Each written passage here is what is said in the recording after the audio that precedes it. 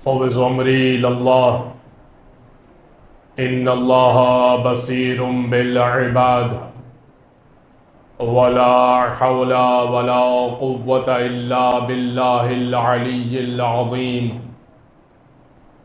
حسبنا اللہ ونعم الوکیل نعم المولا ونعم النصیر اعوذ باللہ من الشیطان اللعین الرجیم بسم اللہ الرحمن الرحیم الحمد للہ الذی لا مضاد له فی ملکہ ولا منازع له فی امرہ ولا شبیہ له فی عظمتہ ثم الصلاة والسلام علی رسولہ الکریم الامی المکی المدنی قرشی الہاشمی بالقاسم محمد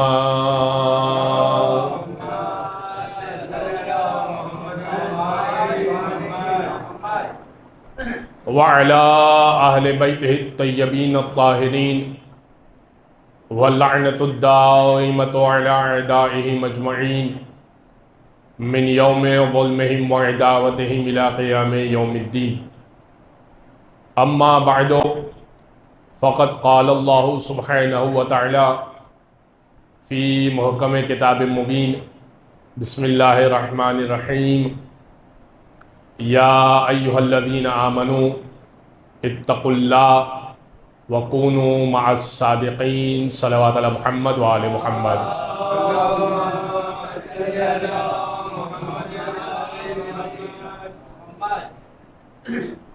عزیزان گرامی، ذکر اس شخصیت کا ہے جو سیرت میں اور صورت میں محمد عربی جیسے ہیں۔ اللہم صلی علی محمد اور لقب وہی ہے جو محمد عربی کا ہے۔ ارشاد رب العزت ہے اور سورہ توبہ کی یہ آیت ہے۔ سورہ توبہ قرآن کا 9واں سورہ ہے اور آیت کا نشان 119 ہے۔ آج میں فضائل سے ہٹ کر کچھ مختلف طریقے سے گفتگو کروں گا، اس لیے کہ امام کی ذات کے اوپر اور امام کے موضوع کے اوپر اس قدر کام ہو چکا ہے کہ باقاعدہ سید قاسم قزوینی طباطبائی آیت اللہ سید قاسم قزوینی طباطبائی انہوں نے ہر امام کے اوپر ایک کتاب لکھی من المہد الی اللحد، گہوارے سے قبر تک، لیکن ہر امام پر ایک جلد لکھی من المہد الی اللحد، گہوارے سے قبر تک، اور یہ کتاب دنیا کی بڑی زبانوں میں شائع بھی ہوئی۔ ظاہر ہے کہ یہ عربی میں لکھی انہوں نے، لیکن دنیا کی بڑی زبانوں میں اس کا ٹرانسلیشن ہوا، اردو میں بھی ہو چکا ہے، فرینچ میں ہوا، انگلش میں ہوا اور دنیا کی اسپینش میں ہوا۔ جتنی بڑی زبانیں بولی جاتی ہیں سب میں اس کا ٹرانسلیشن ہوا، لیکن جب جعفر ابن محمد صادق میں پہنچے وہ تو انہوں نے من المہد الی اللحد، گہوارے سے قبر تک، ایک جلد نہیں لکھی، 20 جلدیں لکھی، اور آخری جلد میں یہ بات کہہ کے تمام کی کہ لکھنا تو ابھی مزید بہت کچھ تھا، مگر جتنی دامن وقت میں گنجائش تھی اور زندگی نے مہلت دی اور جتنا میں جمع کر سکا تو وہ میں نے آپ کی خدمت میں پیش کیا ہے۔ یعنی امام نے اپنی زندگی، اچھا اس کا یہ مطلب نہیں ہے کہ علی ابن ابی طالب نے اپنی زندگی میں کام کم کیا یا حسن مجتبیٰ کی سیرت کم ملتی ہے یا حسین ابن علی کی ذات کم ملتی ہے، یہ مرحلہ نہیں ہے۔ بات یہ ہے کہ یہ وہ ذات ہے، امام کی ذات وہ ہے کہ جو مسالک اربعہ ہیں، چاروں مسالک جو ہیں وہ اسی کے بعد سے آگے بڑھے ہیں، حنفی ہو جائے، مالکی ہو جائے، شافعی ہو جائے، حنبلی ہو جائے، تو یہ مسالک یہیں سے آگے بڑھے ہیں۔ یعنی امام نے اس لیول کا کام کیا ہے کہ اگر کوئی 2 سال بھی ان کے در پر بیٹھ گیا تو اپنا مسلک ایجاد کر کے بیٹھ گیا۔ آپ سمجھ رہے نا؟ یعنی امام نے اس لیول کا کام کیا ہے کہ امام ابو حنیفہ کا یہ جملہ، جن کا نعمان بن ثابت اصل نام ہے، وہ یہ کہتے ہوئے نظر آتے ہیں لولا سنتان لہلک نعمان، اگر جعفر ابن محمد کے پاس 2 سال نہ گزارے ہوتے تو ہلاک ہو گیا ہوتا۔ میں کہوں گا آپ یہ کہہ رہے ہیں، آپ کے بڑے نے بھی یہی کہا تھا، اگر علی نہ ہوتے تو ہلاک ہو گیا ہوتا۔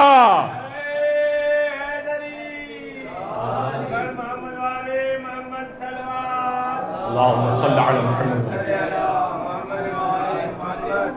تو اب ظاہر ہے کہ ذات اتنی منفرد ہے۔ اچھا، مولا کو کام کرنے کا موقع بہت زیادہ ملا۔ علی بن ابی طالب 4.5 سالہ حکومت، 3 جنگیں آ گئی، مولا حسن کو پھر ایک پروپیگنڈا نے گھیر لیا، امام حسین کو پھر مختلف پرابلم سے گھیر لیا اور ان کو شہید کر دیا گیا۔ تو امام کے دور میں امام کو کام کرنے کا موقع بہت زیادہ ملا، امام محمد باقر کو اور امام جعفر صادق کو۔ اب قرآن کہہ رہا ہے کونوا مع الصادقین، یہاں پر آیت کے متعلق میں کچھ گفتگو کر کے میں سیرت کے اوپر آ جاؤں گا۔ کونوا مع الصادقین، اتقوا اللہ وکونوا مع الصادقین، اے ایمان والو اللہ سے ڈرو، اللہ کا تقوی اختیار کرو، وکونوا مع الصادقین، اور سچوں کے ساتھ ہو جاؤ۔ اس کا مطلب یہ ہے، جمع کا صیغہ ہے صادقین، اس کا مطلب یہ ہے کہ قرآن نے جمع کا لفظ استعمال کر کے بتایا کہ سچا ایک نہیں ہوگا، بہت ہوں گے۔ جمع کا صیغہ ہے نا، تو اب صدیق ایک نہیں ہوگا، بہت ہونے چاہیے۔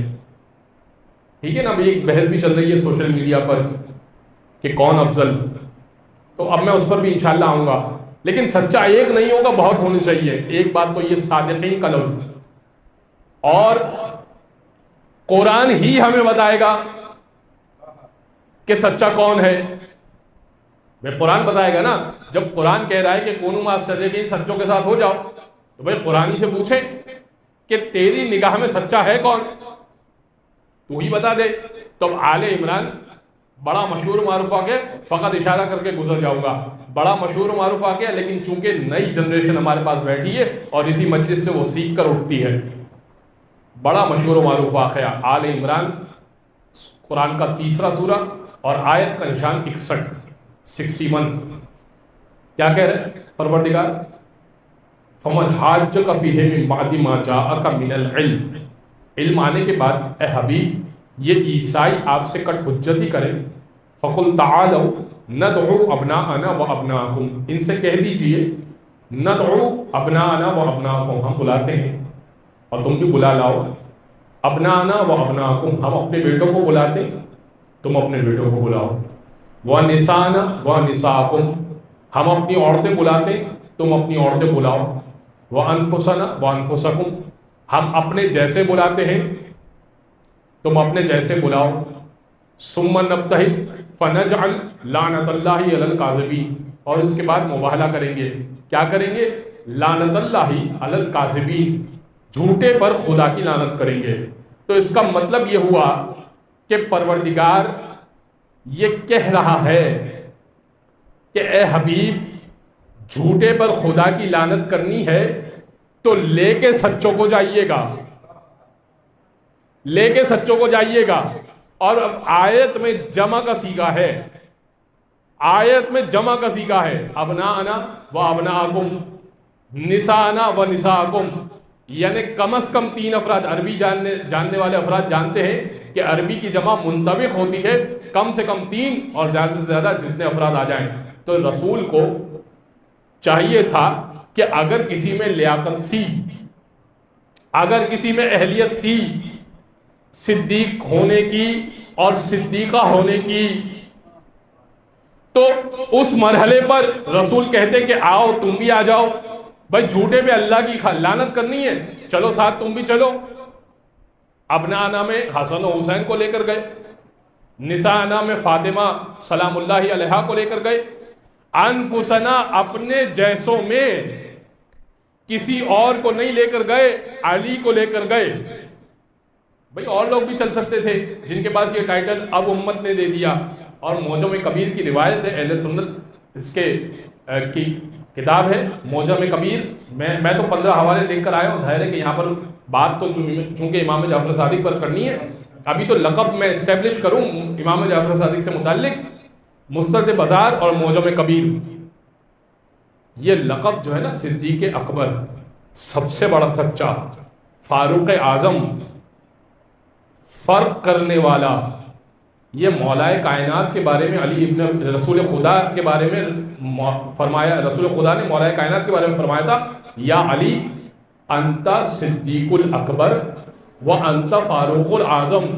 اے علی، آپ سب سے بڑے سچے ہیں، آپ فاروق اعظم ہیں. وَأَنْتَ تُفْرَقُ بَيْنَ الْحَقِّ وَالْبَاطِلِ، آپ وہ ہیں جو حق و باطل میں فرق کریں گے، اور آپ فاروق اعظم ہیں. اب ظاہر ہے کہ جب ذاتی فضیلت نہیں ہے تو لقب چلا لیا. تو یہ القابات، اور اب قرآن کہہ رہا ہے کونوا مع الصادقین، سچوں کے ساتھ ہو جاؤ. رسول لے کر جا رہے ہیں ان افراد کو جو مباہلہ میں، سب نے لکھا کہ مباہلہ میں پنجتن چلے، ان کے علاوہ کوئی بڑی شخصیت نہیں چلی جو مسلمانوں میں بڑی شخصیت ہے.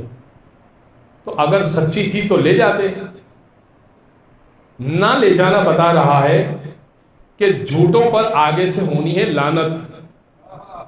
اور کوئی کبھی کافر و مشرک رہا ہو اور رسول خدا لعنت کے لیے ہاتھ اٹھائیں کہ اے پروردگار جھوٹوں پر خدا کی لعنت، تو لعنت ادھر کی پڑتی ادھر نہ پڑ جائے. صلوات پڑھ دے محمد و آل محمد.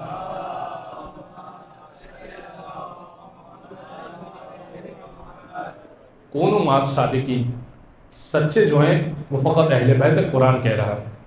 بس گرامی، اس سے زیادہ لفظ صدیق، صادق پر گفتگو نہیں کرنی.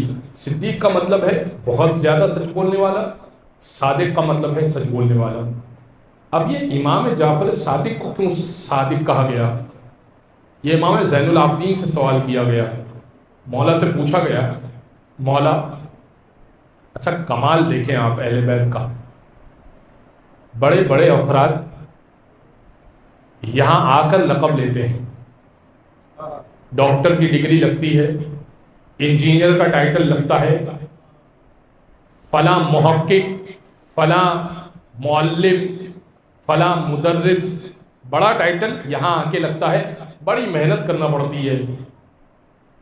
اہل بیت کا گھرانہ وہ ہے جو ذات تو بہت بڑی بات ہے، القابات بھی پروردگار کی جانب سے لے کر آتا ہے. امام سے پوچھا گیا کہ آپ کے فرزند کا نام تو جعفر ہے، لقب صادق کیوں ہے؟ یعنی چوتھے امام سے پوچھا جا رہا ہے. امام نے فرمایا گویا کہ میں دیکھ رہا ہوں، بہار کی روایت ہے، بغیر حوالے کے میں بات نہیں کروں گا، بہار الانوار کی روایت ہے. امام نے فرمایا گویا کہ میں وہ وقت دیکھ رہا ہوں کہ جب مہدی کا دور آئے گا اور ایک فتنہ شروع ہوگا اور جعفر کذاب دعوی امامت کرے گا، اس کے مقابلے میں پروردگار نے جعفر صادق کو رکھا ہے.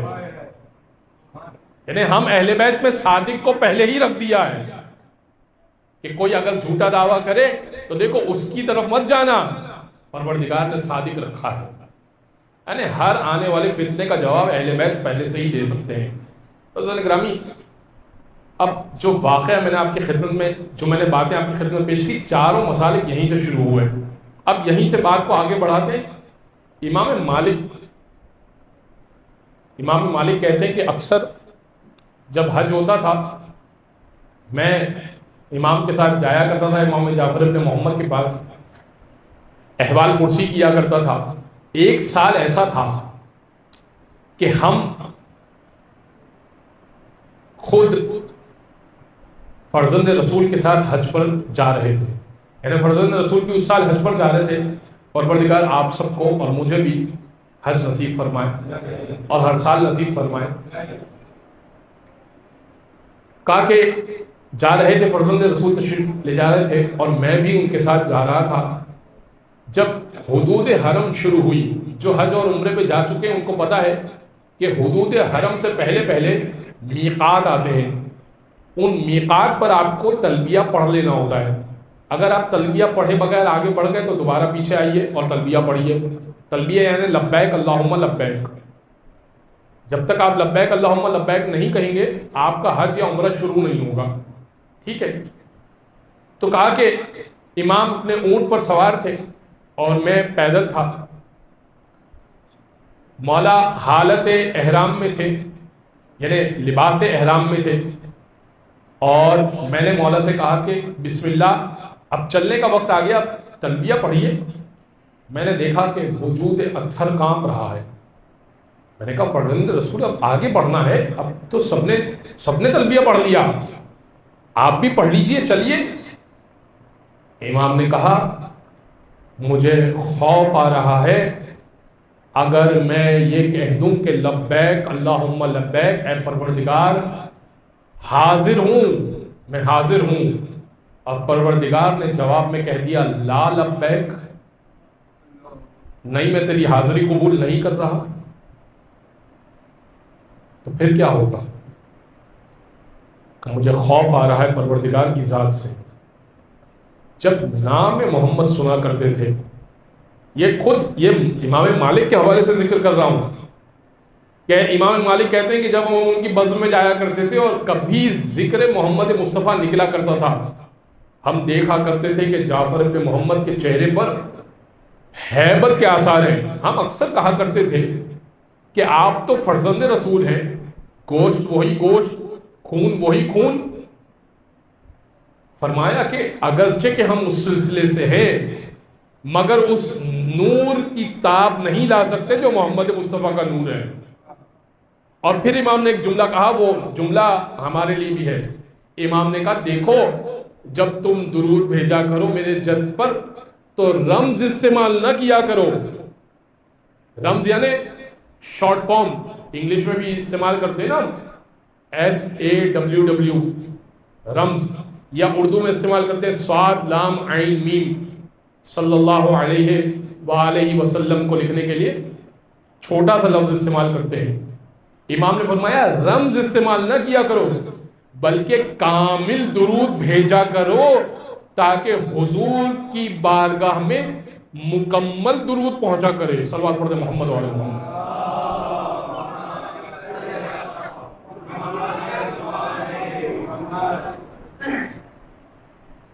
اب یہ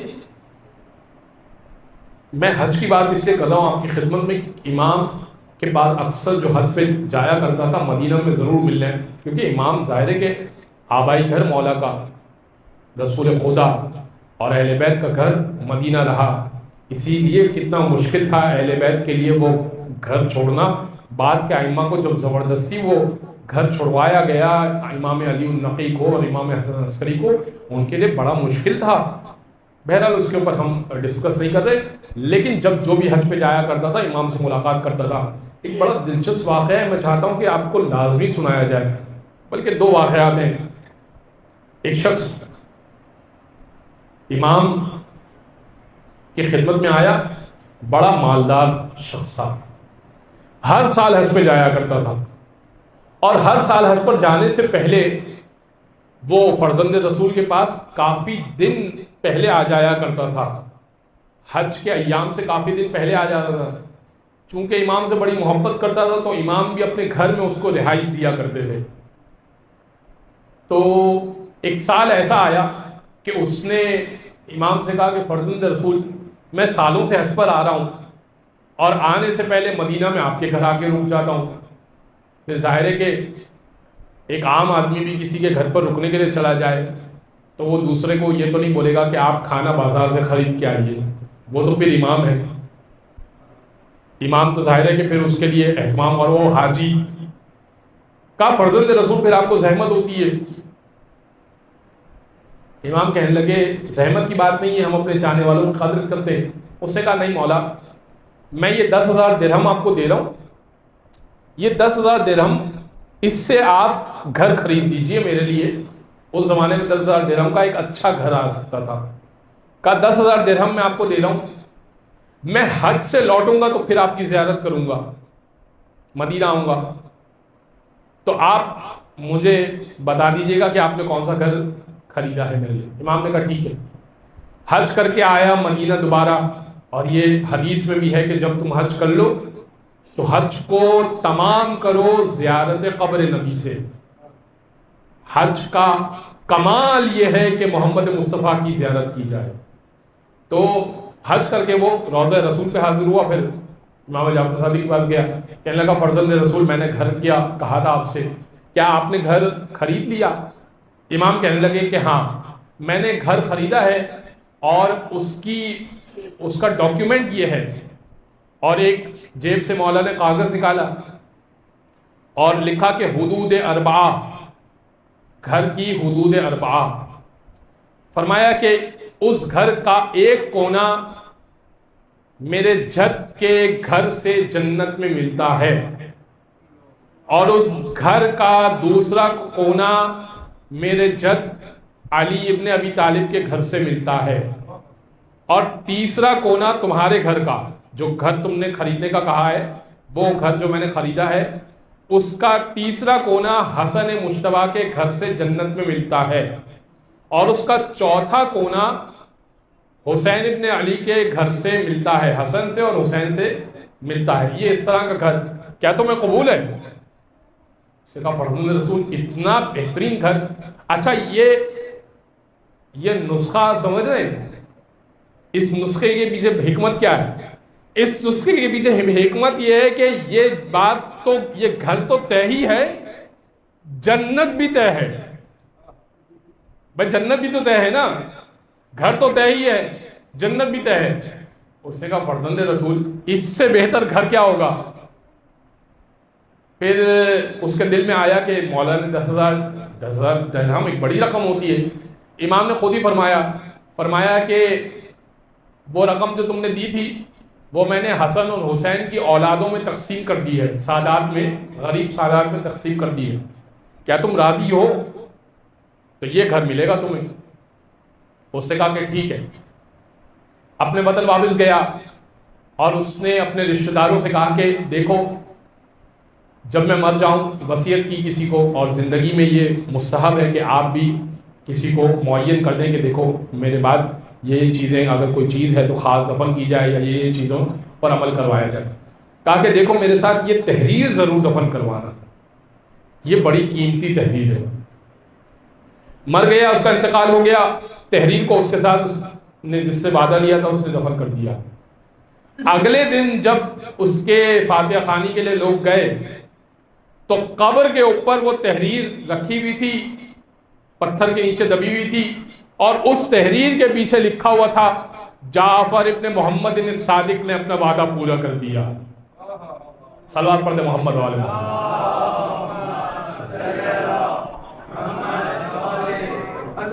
حضرت امام جعفر صادق علیہ السلام بلند صلوات. اللہم صلی اللہ جانتے مولا اصلاح بھی کیا کرتے تھے نا, بڑی کمال کی اصلاح کیا کرتے تھے. ایک شخص تھا, شکرانی نام تھا اس کا, شراب پیا کرتا تھا, مولا کا چاہنے والا تھا. ہوتے ہیں چاہنے والے ہوتے ہیں, بڑے بڑے گناہ میں ملوث ہوتے ہیں. یہ واقعہ میرے لیے بھی ہے اور سب کے لیے. مولا کا چاہنے والا تھا لیکن شراب پیا کرتا تھا. اچھا منصور نے وظیفے جاری کیے ہوئے تھے. منصور دیوانگی جو چھٹے امام کا قاتل تھا اس نے وظیفے جاری کیے ہوئے تھے لوگوں کے لیے کہ آؤ اور آ کر میرے پاس سے وظیفہ لے جاؤ. تو منصور اکثر جو ہے نا مولا کو بلایا کرتا تھا. اچھا اس کو وظیفہ نہیں مل رہا تھا, وہ دربار کے دروازے پہ کھڑا ہوا تھا.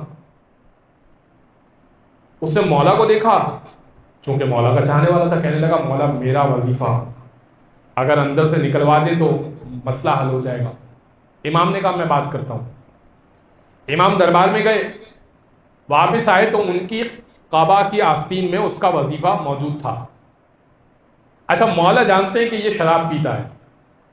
خوبصورت انداز دیکھے مولا کا ہدایت کرنے کا. مولا نے اس کو وظیفہ دیا.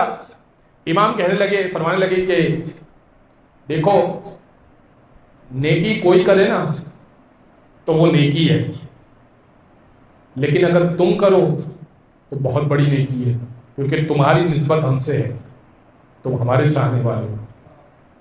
اور برائی کوئی کرے نا تو وہ برائی ہے، لیکن اگر تم کرو تو وہ بہت بڑی برائی ہے، کیونکہ تمہاری نسبت ہم سے ہے۔ یہ کہہ کے مولا آگے بڑھ گئے۔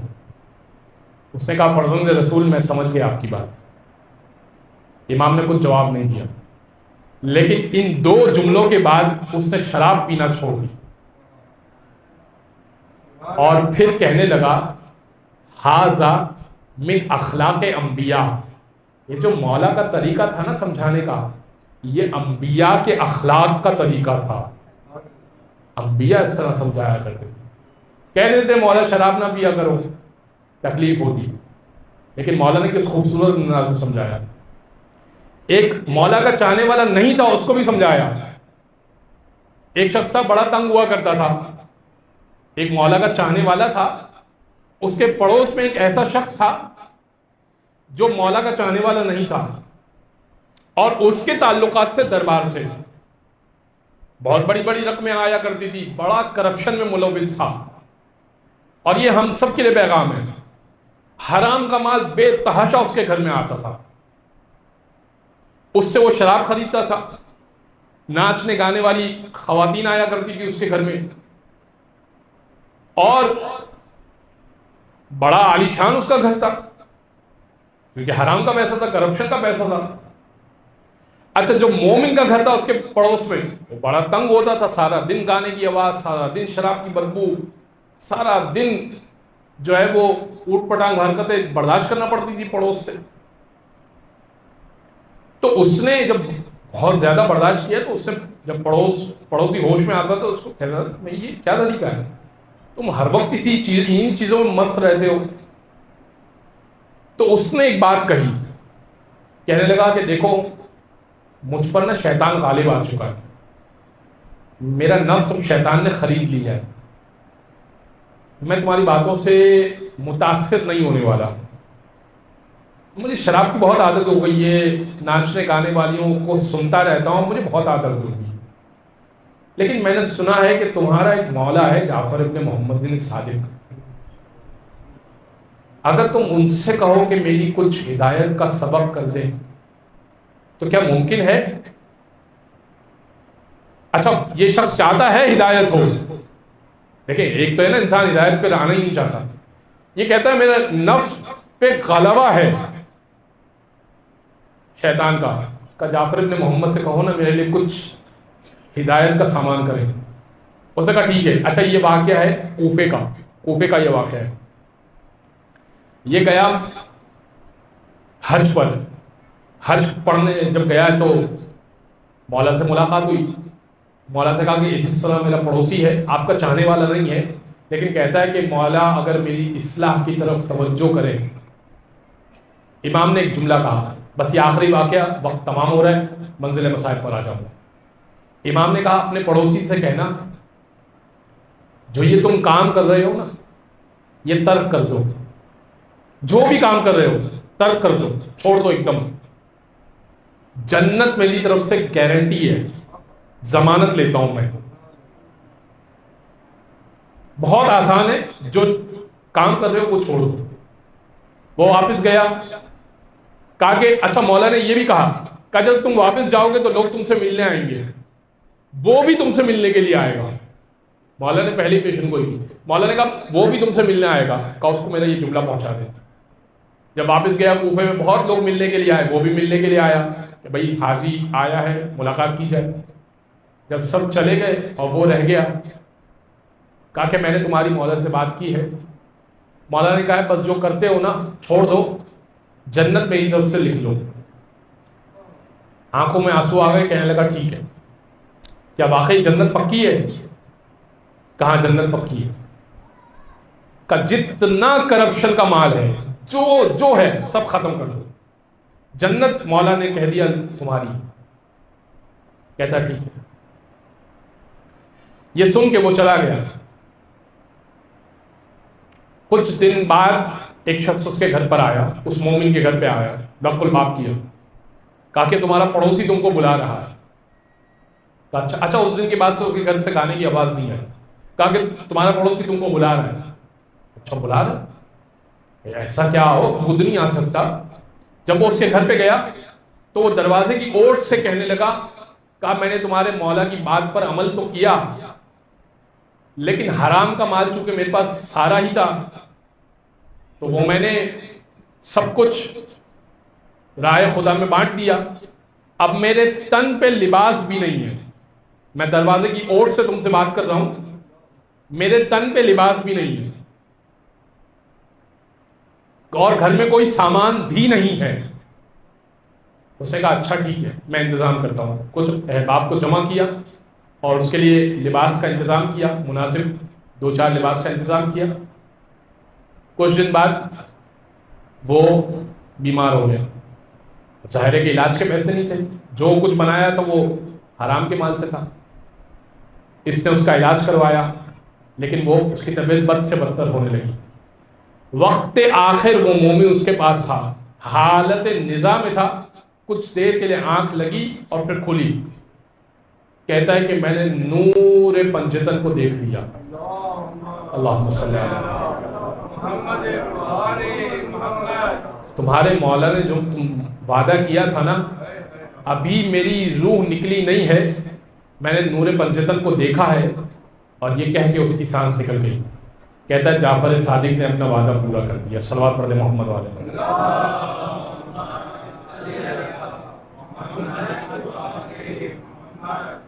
بازار گرامی یہ تو بہت لمبی گفتگو ہے کہ امام کی ذات کس قدر قیمتی ذات تھی. اس لیے ان ائمہ سے قریب ہونے کے لیے جب یہ موقع آیا کہ جب لوگوں نے دیکھا کہ فیوز و برکات حاصل کر رہے ہیں، لوگ اہل بیت سے فیوز و برکات حاصل کر رہے ہیں اور علم حاصل کر رہے ہیں، اس قدر علم. تو میں نے وہ تذکرہ ہی نہیں کیا، جابر بن حیان کا تذکرہ اور دیگر بڑے بڑے لوگوں کا تذکرہ جو آتے تھے سیکھ کے بڑے بڑے نام ان کے بن گئے.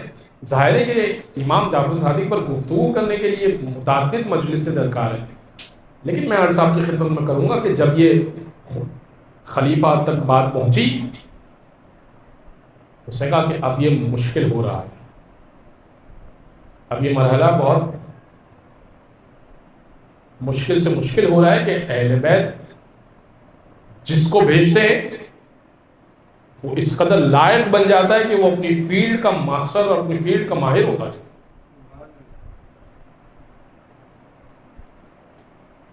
بس بعض نے لکھا کہ منصور نے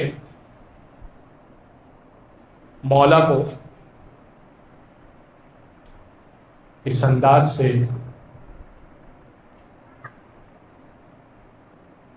بلایا کہ اکثر بلایا کرتا تھا مولا کو.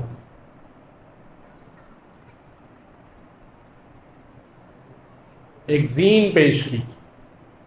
بعض نے لکھا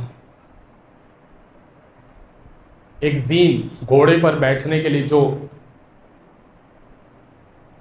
سیٹ ہوا کرتی ہے، اور کہا کہ فرزند رسول یہ بڑی قیمتی زین ہے، میں چاہتا ہوں کہ جب آپ گھوڑے پر سوار ہوں تو کہا کہ جب میں چاہتا ہوں کہ آپ کسی گھوڑے پر سوار ہوں تو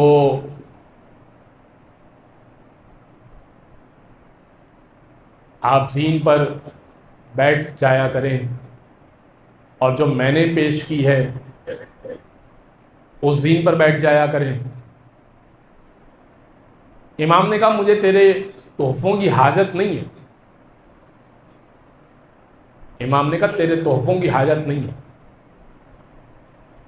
اچھا امام جعفر صادق کے گھر میں ایک دفعہ آگ بھی لگی تھی. مولا کے گھر میں ایک مرتبہ آگ بھی لگی تھی. جب آگ لگ گئی تھی نا، مولا کے گھر میں کئی مستورات تھی، خواتین تھیں. رات کے پہر مدینہ میں کافی لوگ جمع ہو گئے تھے آگ کو بجھانے کے لیے.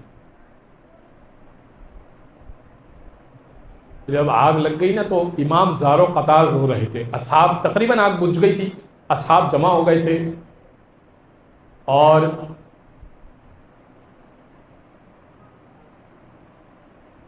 اصحاب جمع ہونے کے بعد